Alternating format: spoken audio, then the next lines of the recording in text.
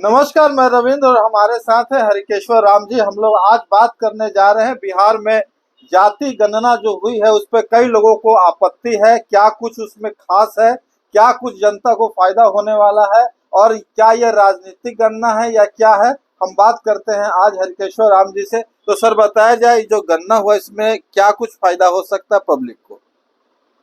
देखिए, जो जातीय जो गणना हुआ जी शुरू से ही मेरी मान्यता रही है जी कि जातीय आधार पर गणना नहीं कराना चाहिए, जी वर्गीय आधार पर होना चाहिए। जी क्योंकि वर्गीय आधार पर ही आप किसी को रिजर्वेशन दे सकते हैं। शेड्यूल कास्ट को दे सकते हैं, एसटी को, एबीसी को, एमबीसी को, जनरल को, जो भी मान लीजिए है, हाँ। उसी के आधार पर आप दे सकते हैं। जाति के आधार पर तो किसी को रिजर्वेशन आप दे नहीं सकते हैं। तो जाति दिखलाना सिर्फ पॉलिटिकल एजेंडा मान लीजिए बंद करा। जिससे उदाहरण के तौर पर यादव जाति, तो यादव जाति का 14 पॉइंट मान लीजिए कि 2-3 आ गया, तो क्या यादव को आप 10% 14% आरक्षण आप दीजिएगा अलग से? आप नहीं दे सकते हैं। पासवान का मान लीजिए सेकंड में, तो क्या पासवान को जितना आया उतना आप रिजर्वेशन अलग से दीजिएगा?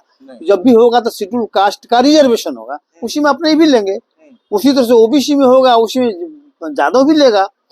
और इसका नतीजा क्या हुआ जातिगत आधार पर करने का, कि पूरे बिहार में मात्र 25 जातियां ही ऐसी हैं जिनका आबादी 1% से ज्यादा आई है, और 190 जातियां जो है जिनका पॉपुलेशन मान लीजिए कि 1% से कम आया है। तो अब बताइए, पॉलिटिकल रिजर्वेशन का मान जब बात सब सामने आएगा पॉलिटिक्स के रूप में, जो चुनाव के रूप में, तो 1% वालों को कोई पूछेगा क्या?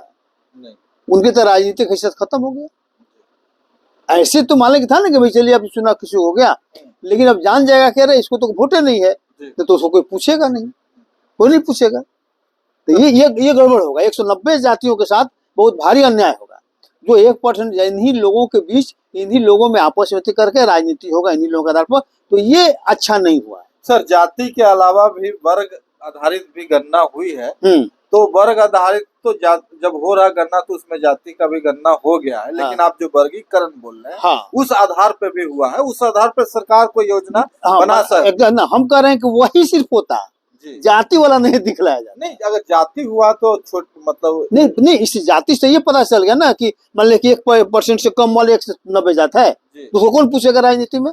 उसका हैसियत खत्म हो गया, पॉलिटिकल हैसियत खत्म हो गया। नहीं सर, ये जो गणना हुई पॉलिटिकल नहीं हुई है, पॉलिटिकल ही हुआ ना। नहीं, ये जो गणना सरकार कराई है, इसमें विकास के लिए जो योजना बनेगा, ठीक है, उसमें ये आंकड़ा नहीं, योजना बनेगा तो वर्गीय आंकड़ा में जरूरत है कि जातीय आंकड़ा जरूरी है? जात के आधार पर आप कुछ दे सकते हैं किसी को? नहीं। तो जब जात के आधार पर नहीं दे सकते हैं तो जात के आधार पर कराने का मतलब होगा सरकार के पास कि फलाने जात का। नहीं, उसका जरूरत नहीं है। शेड्यूल कास्ट का कितना पॉपुलेशन? अभी ये शेड्यूल कास्ट के बारे में आप कुछ पूछ दिया कि सर शेड्यूल कास्ट में फलाने, नहीं ठीक है, पूछने का मतलब न पूछ के क्या करेगा? ना क्या करेगा? सरकार के पास कोई रिकॉर्ड काहे खातिर, किस लिए, क्या करेगा उसको अलग से? जिससे शेड्यूल कास्ट का मान लीजिए 16% है, बस 16% फाइनल है। अब 16% शेड्यूल कास्ट को मिलेगा, उसमें चाहे जिसको लेना हो जिसका ले। शेड्यूल कास्ट टाइप का 1% है। उसी तरह से ओबीसी को मान लीजिए कि है, इसी तरह से एमबीसी को। तो अगर मान लीजिए कि अगर इसका संख्या अगर बढ़ता है, जैसे अभी मान लीजिए संख्या बढ़कर शेड्यूल कास्ट का 19.68 कुछ हो गया, तो आपको बढ़ाना पड़ेगा, वो तो आपको बढ़ाना है। तो अगर वर्गीय आधार पर सिर्फ कराते तो इतना बड़ा विवाद नहीं पैदा होता। अब ये विवाद जो पैदा हो रहा है ना, इसलिए कि अब देखिए, अब हाशिए पर जो जातियां चली जाएगी, 190 जाति को सोच रहे ना, हाशिए पर चली जाएगी पॉलिटिकल रूप से। और मान लीजिए कि दूसरे रूप में संवैधानिक रूप से उसको मदद कर नहीं सकते अलग से। आप जब भी मदद आप करिएगा तो as a schedule caste, as a schedule tribes, as a EBC, as a OBC, as a general, इसके अलावे आप किसी को दूसरे रूप में जाति के आधार पर मदद आप नहीं कर सकते हैं। ये संविधान अलाउ नहीं करता है, ठीक है। तो उसका करने का कोई मतलब नहीं था। खैर, फिर भी अगर हो गया तो हो गया, लेकिन जो लोग कह रहे हैं कि मान लिया कि ये आंकड़ा सही नहीं है, ये कहना सही नहीं है। उसका जब क्या आंकड़ा आपको लगता है कि सही है? देखिए, हम कौन होते हैं कहने वाले कि आंकड़ा गलत है? जब सरकार ने कराया है और हमारे पास कोई ऑथेंटिक जानकारी नहीं है, ऑथेंटिक मान लीजिए कोई भी आधार नहीं है कहने का कि ये गलत है, तो हम खाली आंख मूंद के विरोध के नाम पर अगर करें तो ये किसी भी रूप में सही नहीं। भारतीय जनता पार्टी कह रही है कि ये जो आंकड़ा आया है इससे जातिवाद फैलाने का आरोप लगा रही है बिहार सरकार पे। कह रहे कि वो जातिवाद कर रहे हैं। हम जातिवाद नहीं करेंगे, हम गरीबों के लिए मतलब योजना बनाएंगे। हम पहले जातिवाद को समझना ना पड़ेगा, जातिवाद कहाँ है। जातिवाद तो हिंदुत्व में है, जी आपके धर्म में है जातिवाद। जी आप देखेंगे कि अपर कास्ट के साथ अगर कुछ होगा तो कहा जाएगा कि हिंदू का मान लेके ये खिलाफत हो रहा है, अगर नीचे क्लास से कुछ होगा तो कहा कि राक्षस के साथ हो गया।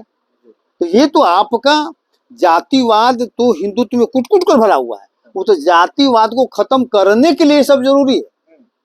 देखिए जातिवाद कैसे फैलता है, जैसे फर्ज करिए कि जैसे अपर कास्ट है, तो अपर कास्ट के पास सारा संपत्ति सारा संपदा अगर उसके पास रहेगा तो जातिवाद कभी खत्म होगा? इसलिए कि अपर कास्ट को नीचे क्लास के लोगों से जरूरत नहीं पड़ेगा, जाओ तो भागो, तुमसे क्या मतलब है। लेकिन अगर संपदा जो है सब में इक्वली डिस्ट्रीब्यूटेड रहेगा तो एक दूसरे के बिना किसी का काम नहीं चलेगा।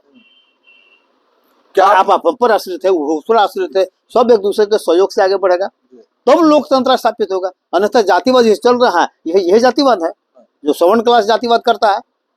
तो सर ये जो आंकड़ा जो आई बिहार सरकार ने कराया सर्वे, क्या इसी तरह पूरे देश में होना चाहिए? निश्चित रूप से देश में, लेकिन ये बिहार आंकड़ा का रिजल्ट क्या होता है? आंकड़ा तो आ गया, शुरू से ही 1952 में भी 53 में भी यह मालूम था कि 52% ओबीसी का रिजर्वेशन, सबको मालूम था। आपने ओबीसी को रिजर्वेशन 52% क्यों नहीं दिया? बिहार सरकार ने, आप तो 30 साल से ओबीसी की सरकार है, आपने क्यों नहीं दिया? तमिलनाडु में दे दिया, आपने नहीं दिया। तो एक बहाना था कि अभी भाई पुराना आंकड़ा हो गया, नया आंकड़ा इकट्ठा करेंगे तो देंगे। अब देखना है कि आप देते हैं कि नहीं देते हैं। अब तो कोई बहानाबाजी नहीं चलेगा ना, अब तो बहानाबाजी नहीं चलेगा। एक बात बहुत जोर शोर से पूरे भारत में या बिहार में उठ रहा है कि जिसके जितनी संख्या उतनी भागीदारी दी जाए। तो भागीदारी हर चीज में मांगा जा रहा है, ऐसा नहीं कि सिर्फ राजनीतिक में, न्यायालय में भी मांगा जा रहा है, एजुकेशन में भी मांगा जा रहा है। देखिए जिसकी जितनी संख्या भारी है उसकी उतनी हिस्सेदारी, ये बहुत अच्छा नारा है, ठीक है जी। लेकिन दुर्भाग्य है इस नारा लगा कौन रहा है? कौन नारा लगा रहा है?